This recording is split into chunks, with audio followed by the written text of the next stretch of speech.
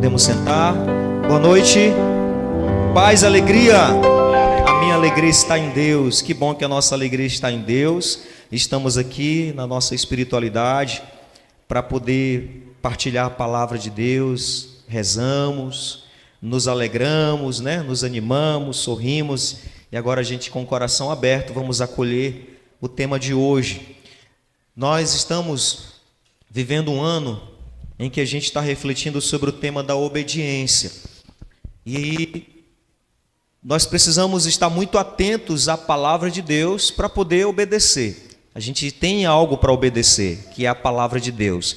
E aí a gente precisa estar atento. Então o tema que nós vamos meditar hoje está fundamentado no Evangelho de Lucas, capítulo 5, versículo de 1 a 11. Vamos pegar juntos aí para a gente acompanhar. E o tema que nós vamos partilhar é por causa da tua palavra. Lucas capítulo 5, versículos de 1 a 11. Vamos lá, diz assim, ó. Certa vez em que a multidão se comprimia ao redor dele para ouvir a palavra de Deus, à margem do lago de Genezaré, viu dois pequenos barcos parados à margem do lago. Os pescadores haviam desembarcado e lavavam as redes. Subindo num dos barcos, o de Simão, pediu-lhe que se afastasse um pouco da terra. Depois, sentando-se, ensinava no barco às multidões. Quando acabou de falar, disse a Simão: Faze-te ao largo, lançai vossas redes para a pesca. Simão respondeu: Mestre, trabalhamos a noite inteira sem nada apanhar, mas, porque mandas, lançarei as redes. Fizeram isso e apanharam tamanha quantidade de peixes que suas redes se rompiam. Fizeram então sinais aos sócios do outro barco para virem em seu auxílio. Eles vieram e encheram os dois barcos a ponto de quase afundarem. À vista disso, Simão Pedro atirou-se aos pés de Jesus, dizendo: Afasta-te de mim, Senhor, porque sou pecador. O espanto, com efeito, se apoderara dele e de todos os que estavam em sua companhia, por causa da pesca que haviam acabado de fazer.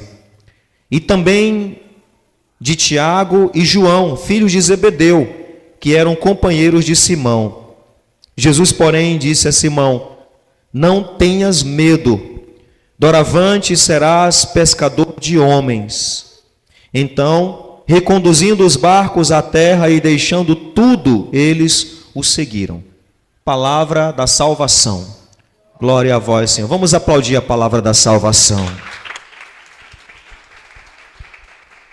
Meus irmãos, nós estamos aqui diante de uma realidade, um contexto. O Evangelho de Lucas foi escrito lá do ano 70 depois de Cristo. E haviam muitos cristãos, multidões de pessoas estavam acolhendo a mensagem de Jesus, estavam seguindo. O evangelho foi escrito nesse contexto. Esse fato aqui foi lembrado pelo evangelista por causa dessa realidade, desse contexto em que a igreja estava se organizando. Muita gente, as pessoas sedentas da palavra, como diz aqui, uma multidão que se comprimia ao redor dele para ouvir a palavra de Deus. As pessoas, elas queriam ouvir esta mensagem de Jesus, essa nova mensagem de Jesus. Então era uma multidão. Isso já eram as comunidades se formando, os primeiros cristãos se organizando. E havia uma liderança ali, naquela igreja que se organizava, que iniciava. A liderança era Pedro. Pedro era o líder. Jesus escolheu Pedro para liderar esses primeiros discípulos, esses primeiros cristãos. E eles estavam com muita sede da palavra de Deus. E aí o texto, inclusive, vai dizer que viu dois pequenos barcos parados à margem do lago. Os barcos estavam aonde? Parados na margem. Os barcos estavam parados na margem. E aí tem um motivo para isso, tem uma razão para isso. Os barcos estavam parados. Mas diz o texto que Jesus viu dois pequenos barcos à margem do lago. Os pescadores haviam desembarcado e estavam ali fazendo a manutenção das redes, lavando as redes, fazendo aquela manutenção. Jesus subiu num dos barcos. O texto dá um detalhe de que barco era. Era o barco de quem? De Pedro, o barco de Simão.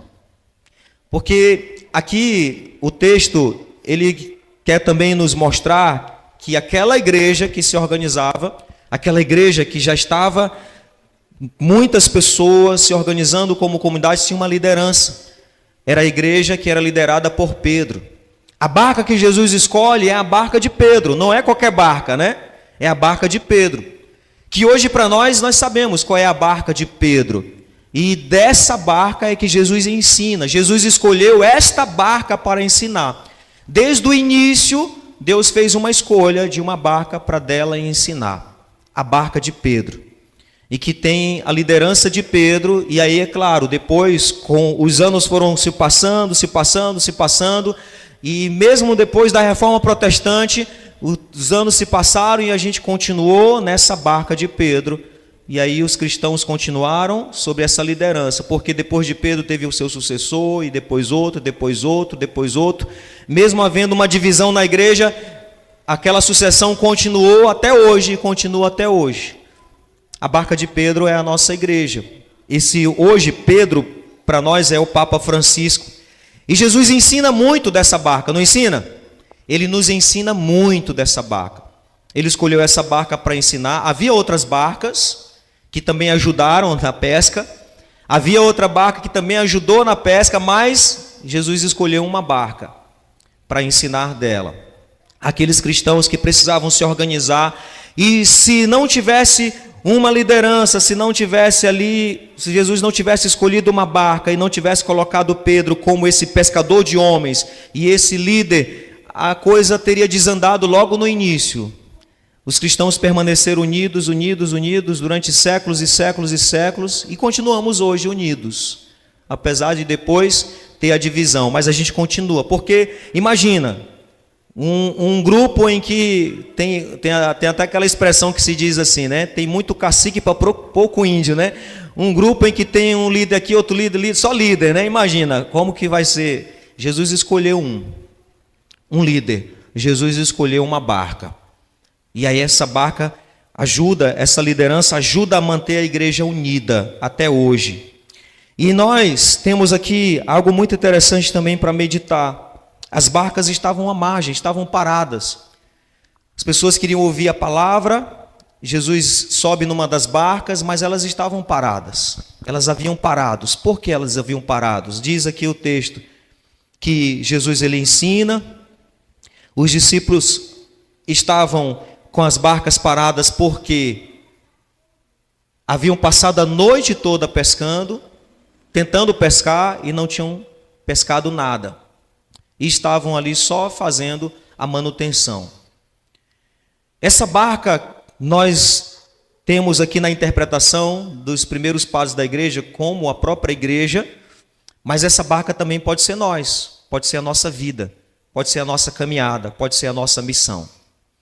Essa barca também é cada um de nós. E Jesus ele quer usar essa barca para ensinar. Mas muitas vezes essa barca está ancorada, está na margem. Muitas vezes essa barca também está parada. Por quê? Porque passou por um momento de fracasso. Eles tiveram uma noite de fracasso. Os discípulos tiveram uma noite inteira tentando pescar e nada pescaram. Fracassaram. Nós também, muitas vezes, vamos passar por momentos em que nós vamos fracassar. Nós vamos muitas vezes ancorar a nossa barca, vamos nos acomodar, vamos ficar muitas vezes, e aqui a gente pode agora, no nosso pensamento pelo menos, dar uma olhada, né? Passar a nossa visão em tantos lugares em que a gente já foi, que a gente já viu, igrejas, comunidades, e a gente vai ver que tem muita gente desanimado, com a barca ancorada, só fazendo manutenção. A barca não está pescando mais nada, está só fazendo manutenção. Por quê? Porque nós temos nossas noites escuras, nós fracassamos, nós precisamos atender o apelo de Jesus, como Pedro fez. E aí, mas a gente vai fazer essa reflexão agora. Vamos fazer a nossa reflexão da nossa barca, a barca da nossa vida. Nós temos uma missão, nós temos um chamado também. O chamado de ser pescadores de homens, certo? Mas nós estamos quanto tempo na igreja? Quanto tempo? Pensa, reflete, quanto tempo nós estamos na igreja, na caminhada? Quanto tempo nós já servimos na igreja? Já temos uma pastoral? Quanto tempo? Pensa. E quanto tempo nós estamos ancorados, sem pescar nada, sem evangelizar ninguém? Porque o que é evangelização? Agora a gente tem que entender. Evangelização não é isso que eu estou fazendo agora, fazendo uma pregação. Isso ainda não é evangelização. Evangelização não é você ir lá na pastoral e fazer um encontro com alguém e falar de Deus para aquela pessoa. Isso ainda não é evangelização. A evangelização é quando eu consigo acompanhar aquela pessoa e torno ela um novo evangelizador. Aí aconteceu a evangelização. Então, quanto tempo nós estamos ancorados, só fazendo manutenção da nossa pastoral, daquilo que o Senhor nos confiou, e a gente vai fazendo manutenção, mas não teve a evangelização de alguém. Não teve a pesca de alguém. Não houve um acompanhamento com alguém a ponto de a pessoa começar a se tornar um outro evangelizador. Quanto tempo na barca da nossa vida nós estamos assim, só fazendo a manutenção das redes e sem nada pescar? Talvez a gente caiu no pessimismo que Pedro e os discípulos haviam caído. Talvez a gente caiu naquele pessimismo em que os discípulos, naquele desânimo em que os discípulos caíram. Porque os discípulos passaram a noite toda tentando pescar e nada pescaram. E de repente estavam lá desanimados, tanto é que quando Jesus pede para Pedro avançar, ele diz: mas Senhor, nós passamos a noite toda pescando. Aqui a gente consegue perceber um ar de desânimo, né? De alguém que, passou a noite toda pescando. A noite toda e nada. E a gente pode cair nesse pessimismo e ficar nesse pessimismo. A gente pode cair nesse pessimismo e ficar nesse pessimismo. E às vezes, a gente até é inspirado por Deus, a palavra vem, mas aí a gente pode ficar preso no nosso pessimismo, dizendo: poxa, mas a gente já passou a noite toda, a gente já fez isso, já fez isso. Eu já insisti tanto com aquela pessoa, já insisti tanto e nada dessa pessoa, e não aconteceu nada. E aí a gente pode ficar nesse pessimismo. Poxa, mas eu já convidei fulano, já falei para fulano, já insisti com fulano e nada. E a gente às vezes desiste e a gente fica parado, ancorado na margem, só fazendo a manutenção das redes, sem nada pescar. E a gente precisa do ânimo. Qual foi o ânimo que os discípulos tiveram? Qual foi o ânimo que eles tiveram? O que fez eles despertarem? Mesmo diante daquela noite de fracasso, mesmo estando ali ancorados à margem, desanimados, qual foi o ânimo deles? Qual foi, gente? Qual foi o ânimo deles? Jesus que mandou lançar as redes. Pedro vai dizer aqui, qual foi o ânimo deles? Ninguém lembra?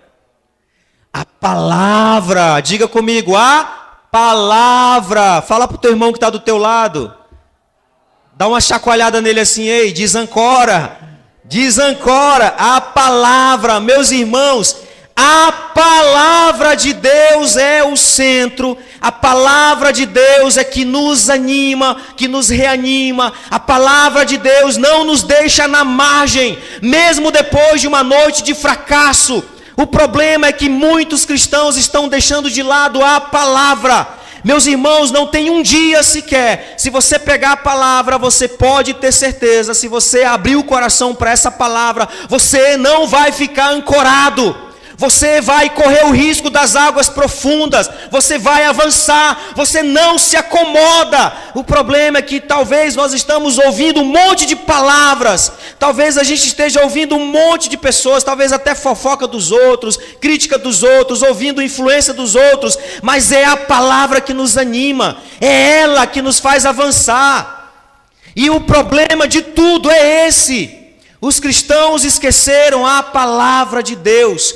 Você pode pegar a palavra todos os dias, eu quero ver, é nítido, se você quer saber se uma pessoa realmente está evangelizando, está avançando para águas mais profundas, é porque aquela pessoa de fato está tendo contato com a palavra.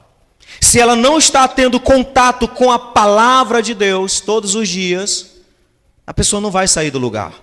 Ela vai ficar na margem, ela vai ficar só fazendo a manutenção da vida espiritual dela mesma. Ela não está nem aí com os outros, ela não está nem aí de pescar homens, ela não está nem aí para fazer pesca de outras pessoas. Ela vai ficar fazendo a manutenção só dela mesma, da vida dela, da espiritualidade dela. Estou aqui, estou vindo para a igreja, volto para casa, faço uma oraçãozinha aqui, outra ali e pronto. Mas a palavra de Deus, ela não nos deixa quietos. A palavra de Deus, ela inquieta.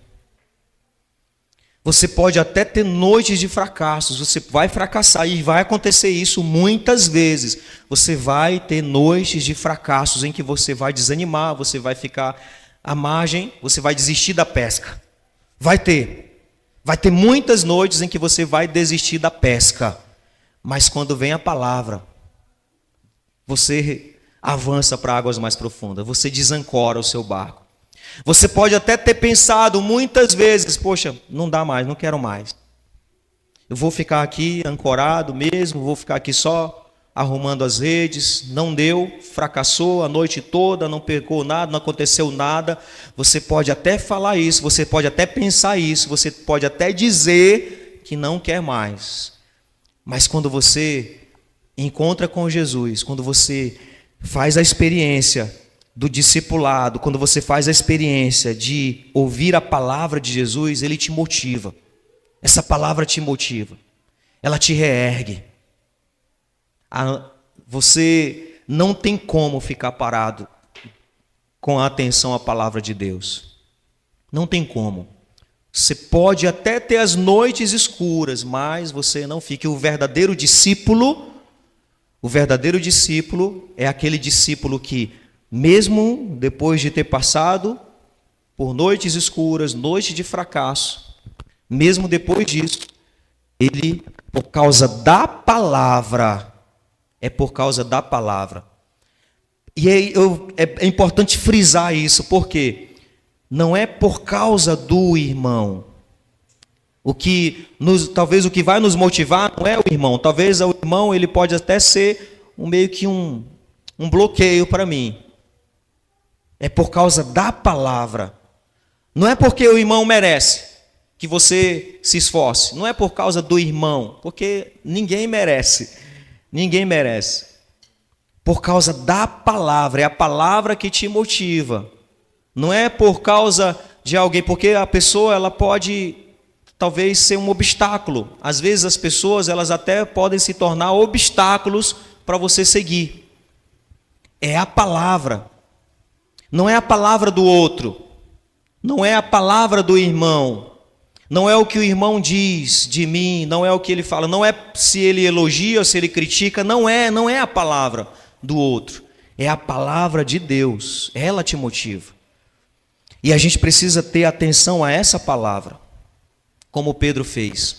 E aí Pedro, que é o líder, e Jesus escolheu a sua barca para dela ensinar, Pedro ele vai dizer: mestre, nós trabalhamos a noite inteira sem nada apanhar, mas porque mandas, lançarei as redes.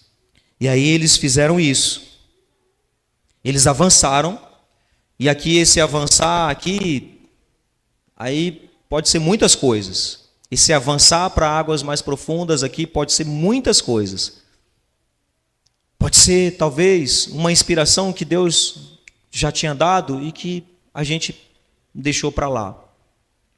Porque se corre um risco em avançar para águas mais profundas. Mesmo depois e mesmo cansado, porque os discípulos eles não tinham descansado. Eles estavam cansados. Mesmo cansados, eles avançam. E eles cansados, correndo talvez o risco, e talvez correndo o risco de nem pegar nada.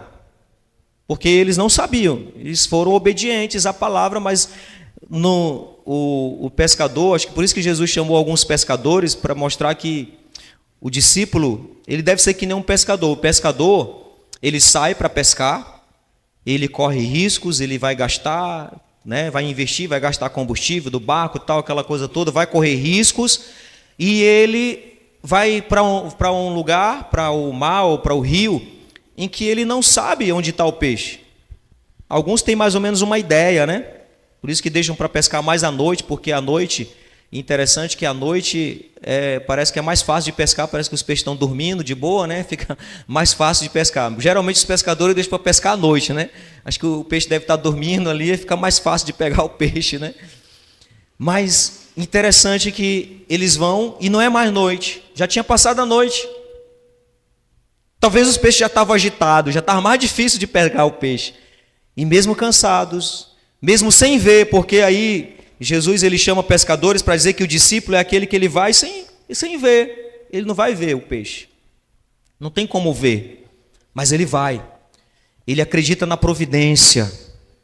Ele acredita na providência, porque ele não está vendo o peixe, ele lança as redes. Então Pedro vai com os discípulos, mesmo cansado, mesmo talvez já desanimado, já sem acreditar muito, mas por causa da palavra ele avança, ele continua, ele avança. Nós também devemos fazer isso. E aí um outro detalhe aqui é que, imagina, Jesus não era nem pescador. Eu fico pensando, talvez os discípulos, eles ainda não tinham ainda aqui, no trecho do Evangelho, inclusive se você pegar, quem tem a tradução da Jerusalém, o título aqui é Vocação dos 4 primeiros discípulos, ou seja, eles ainda não conheciam Jesus ainda, de verdade, para valer, ainda não conheciam. Eles vão depois despertar uma fé em Jesus, depois que eles veem o resultado da pesca, aí que eles vão despertar uma fé, mas eles ainda não tinham ainda uma fé em Jesus, eles ainda não sabiam nem que ele era o Messias, ainda não sabiam. E aí vem Jesus, um homem ainda talvez desconhecido para eles, não era tão conhecido ainda, e é um carpinteiro. O que o carpinteiro tem a ver com pesca? Ou seja, eles podiam muito bem, poxa, passamos a noite toda, somos pescadores experientes, tudinho não pescamos nada, vem um carpinteiro e... Ou seja, isso aqui é um detalhe para nós refletirmos, porque Pedro, ele não obedece ainda diante do Filho de Deus, ele ainda não tinha essa consciência, ainda não tinha essa clareza. Ele não obedece ainda, talvez, diante da divindade. Ele ouviu a palavra, ele sabia que era um profeta, que era alguém que falava em nome de Deus, porque Jesus tinha subido na barca, pregou, e depois que ele pregou para toda aquela multidão, aí Jesus pede para ele avançar. Então eles ficaram talvez contagiados pela palavra que eles ouviram, pela pregação que eles ouviram de Jesus. Mas mesmo assim, Jesus era um carpinteiro, não era um pescador experiente que poderia talvez dizer para eles avançar. Mas eles obedeceram, mesmo um carpinteiro, eles obedeceram. Porque, gente, a obediência, ela pressupõe, ela pede de nós uma humildade muito grande. Para eu obedecer, eu preciso de humildade. Quem não é humilde não obedece. Não obedece. A pessoa que não é humilde, ela puxa o saco, ela pode, talvez, né, dar atenção à palavra de alguém que tem uma hierarquia, que tem talvez um status acima dela, ou seja, ela não vai dar atenção para qualquer pessoa. Os discípulos deram atenção para um carpinteiro. O que isso tem a ver conosco hoje? Tem muito a ver. Porque nessa nossa caminhada na igreja, para a gente viver a obediência, nós precisamos da mediação humana, sim ou não? A gente não vai simplesmente, não, eu não vou obedecer ninguém porque eu só obedeço a Deus, eu vou ouvir, Deus fala aí para mim que eu faço o que tu está dizendo. A gente não tem essa, a gente não é anjo, a gente tem a nossa limitação humana e nós somos seres humanos e para obedecer nós precisamos de mediações humanas, sim ou não? Precisamos de mediações humanas. E Jesus ali estava também como uma mediação humana para os discípulos, era um carpinteiro. Muitas vezes a gente vai ter pessoas que são simples carpinteiros, que vão precisar dar uma ordem para a gente. Vai ter na igreja, na comunidade, em qualquer grupo, simples carpinteiros que vão dar ordem para a gente. Pessoas que talvez não tenham um cargo de hierarquia para mandar em mim, para me dar uma ordem, para dizer para eu fazer algo, não tem um cargo de hierarquia, pelo contrário, é alguém inferior a mim. Eu tenho mais tempo de caminhada dessa pessoa, essa pessoa está aí assumindo essa coordenação, já tenho que obedecer. Ou então esse jovenzinho aí, né? Os jovens que o digam, né? Os jovens, quando assumem responsabilidade, sofrem na mão dos adultos, não é não, jovens? É ou não é? Os jovens aí, misericórdia.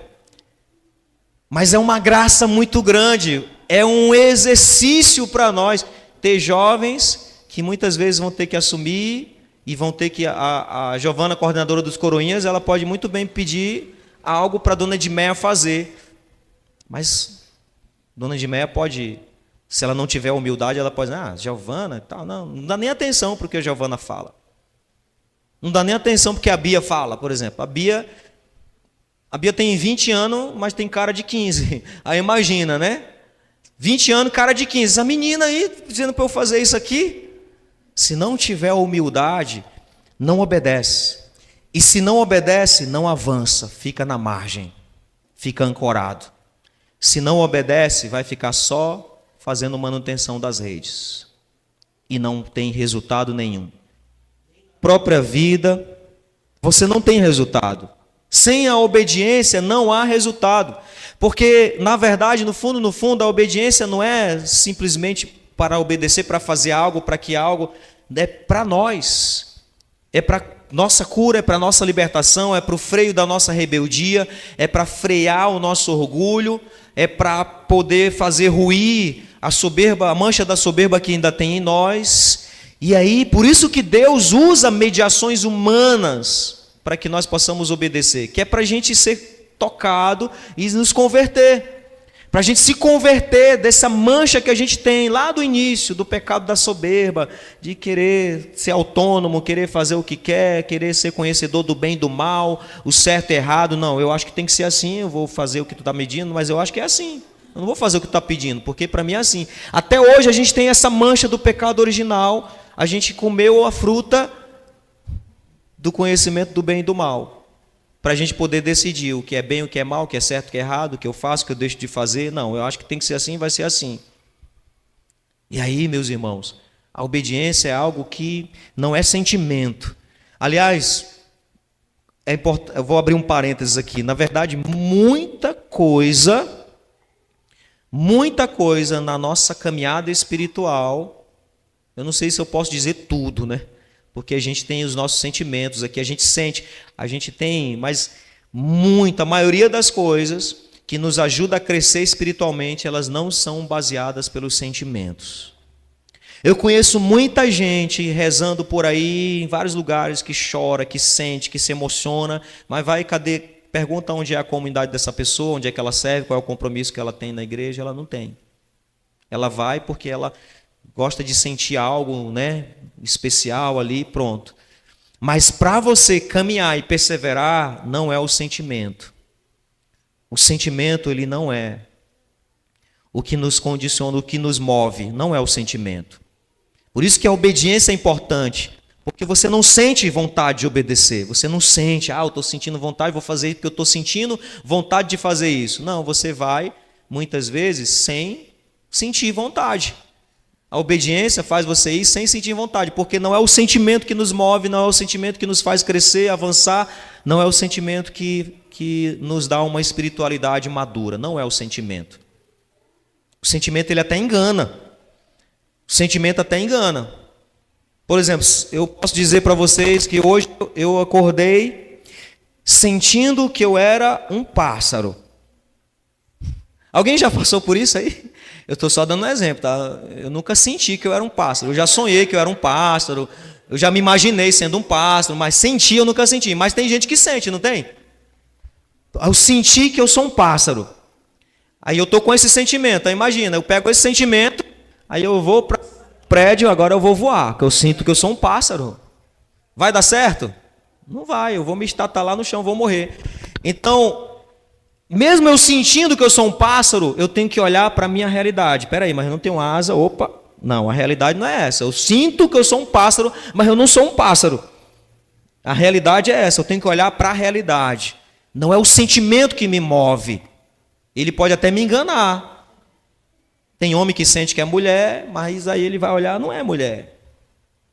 Tem mulher que sente que é homem, mas vai olhar, peraí, eu sinto que eu sou isso, mas eu não sou isso. Eu tenho que olhar para a realidade. Aí eu obedeço a partir daquilo que eu sou, na realidade. Eu obedeço mesmo sem sentir. E isso nos faz avançar. Isso nos faz crescer. Isso nos faz ter uma espiritualidade madura. Não é o sentimento que nos move. Não é. É o foco, é a disciplina, é a obediência. E aí você não vai sentir. Na obediência não vai sentir. Você pode sentir que você é pobre, que você é casto e tal, mas não dá para sentir que é obediente. Ou você é ou você não é. E a obediência não vai acontecer movida por nenhum sentimento. Não vai ser assim. Então nós precisamos saber que as mediações humanas, por mais simples que sejam, Jesus aqui estava como um simples carpinteiro. Por mais simples que seja, a obediência a essas mediações humanas nos fazem avançar, deve nos motivar para avançar. E aí a gente avança para águas mais profundas, a gente se converte, a gente quebra orgulho, a gente quebra muitas coisas que tem em nós. Que nós possamos pedir de Deus essa graça. Vamos ficar em pé, então, para a gente se preparar para esse momento de adoração.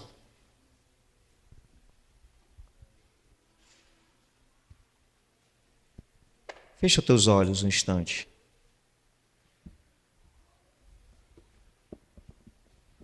Vamos começar esse momento de oração, de reflexão, pensando nas noites de fracasso. Pensando nas noites em que nada aconteceu. Pensando nos resultados que não vieram na nossa vida, na nossa vocação. Vamos pensar nisso. Pensa nas noites que você insistiu em tantos momentos e não viu o resultado. Talvez você já tenha sido um pescador que passou a noite toda pescando, mas não viu o resultado, fracassou. Mas hoje nós podemos aprender que o discípulo verdadeiro, ele não se entrega ao fracasso. O discípulo verdadeiro, ele não se deixa por derrotado. O discípulo verdadeiro, mesmo cansado, o discípulo verdadeiro, mesmo muitas vezes com a sua barca ancorada, ele está atento à palavra de Deus. E por causa dessa palavra, ele consegue superar o cansaço, ele consegue superar o desânimo, ele consegue superar aquela sensação de derrota, aquela sensação de fracasso. O verdadeiro discípulo, ele não se entrega, ele não conseguiu cultivar talvez uma vida de oração, desistiu, ele não se entrega, ele continua. Momentos em que ele vai enfrentar crises, aridez, ele vai ter momentos difíceis, momentos de desânimo, de fracasso, mas ele não se entrega, porque ele tem a palavra de Deus. O verdadeiro discípulo não pode negligenciar a palavra, porque é esta palavra que nos faz avançar, esta palavra que nos faz sair da sensação de derrota, de fracasso, é a palavra.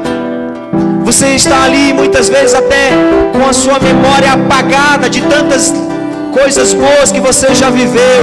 Talvez a memória esteja até apagada das vitórias que você já teve, das pescas que você já teve. Quando você passa por uma noite de crise, uma noite escura, quando você passa por uma noite de fracasso, você pode até apagar da sua memória as outras noites que você teve resultado, que você não fracassou. Pode até apagar da memória, e de fato apaga da memória. Mas quando você ouve a palavra de Deus, quando a palavra toca no teu coração, aquelas lembranças retornam, e aquela sensação de fracasso vai embora, e você avança. Você corre o risco das águas mais profundas. Você avança, mesmo sabendo que avançando vai ter tempestades, mesmo sabendo que avançando vai ter de novo ventos fortes, mas você avança, porque você é obediente. A palavra te motiva, a palavra te leva para frente. Você corre os riscos, a palavra nos faz correr os riscos. Foi o que aconteceu com os primeiros cristãos. Os primeiros cristãos passaram por momentos de ventanias fortes, de tempestades, perseguições, ameaças de morte, a iminência do martírio. Eles passaram por tudo isso. Eles estavam ali sabendo que iriam morrer a qualquer momento por causa da perseguição. Mas em obediência à palavra, ao mandato do mestre, ao envio do mestre, que os enviou para ir pregar o evangelho a toda criatura, em obediência a esta palavra, eles avançaram, mesmo sabendo das tempestades, das ventanias, da perseguição do império, das perseguições das pessoas, dos apedrejamentos, dos açoites, das prisões. Mesmo sabendo de todas essas ventanias, essas tempestades, todas essas perseguições, eles avançaram por causa da palavra de Jesus. E Jesus já havia dado a palavra, a última palavra: ide por todo o mundo e pregai o evangelho a toda criatura. Esta é a última palavra de Jesus aos seus discípulos.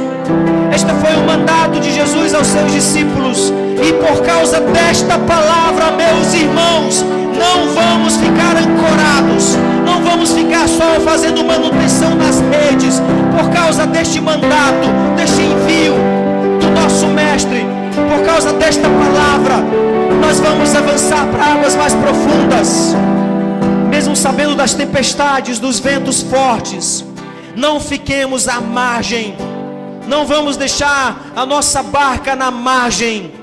E que o Senhor sempre nos inspire, que estejamos sempre atentos à sua palavra, às suas inspirações, para avançarmos para águas mais profundas.